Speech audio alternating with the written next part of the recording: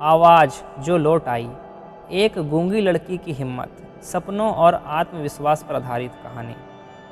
छोटे से कस्बे सीतागढ़ में एक लड़की रहती थी, नाम था नेहा। वो जन्म से गूंगी थी। लोग कहते, बेचारी बोल नहीं सकती, इसका जीवन तो अधूरा है। पर नेहा की आंखों में ऐसी चमक थी जैसे वो दुनिया को अपने नज़रों से बोल देना चाहती हो। हर दिन वो स्कूल के बाहर खड़ी बच्चों को गाते हंसते देखती और मन ही मन सोचती, काश मैं भी बोल पाती। माँ का हौसला।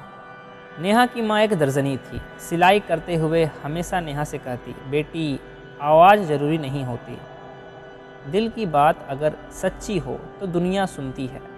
नेहा मुस्कुरा देती।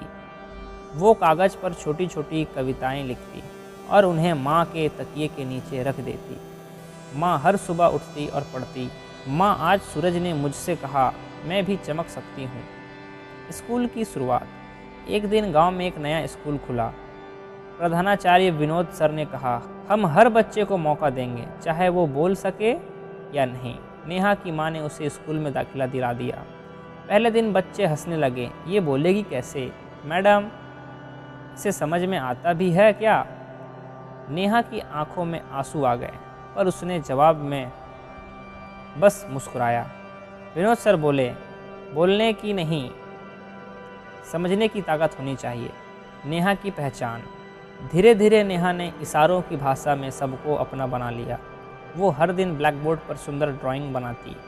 हर दिन सर ने देखा, वो बोर्ड पर एक पेड़ बना रही थी जिसकी एक टहनी टूटी हुई थी, पर नीचे लिखा था, मैं टूटी नहीं, झुकी हूँ, फिर उठ जाऊँगी। पूरी कक्षा कुछ देर तक सन्न रह गई।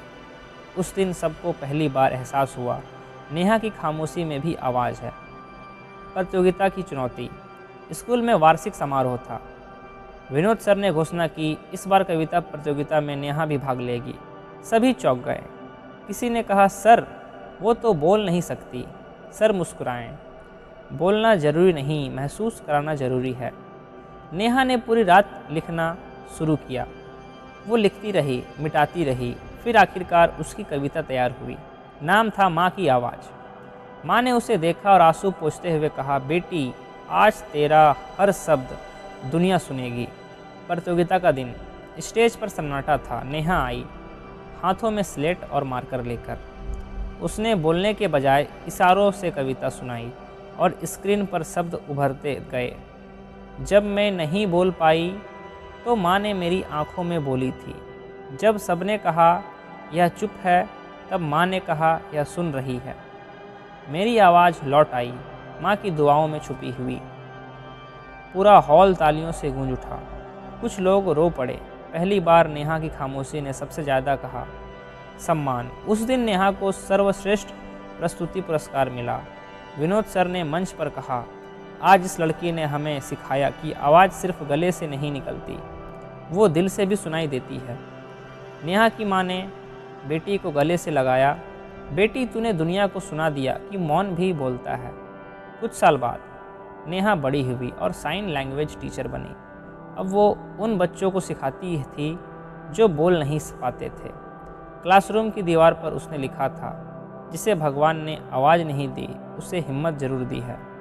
कहानी की सीख। अगर ज़िंदगी तुम्हारी आवाज़ छीन ले तो उसे हिम्मत से जवाब दो। बोलना ज़रूरी नहीं, अपने होने का एहसास करना ज़रूरी है, क्योंकि सच्ची आवाज़ दिल से निकलती है और वो कभी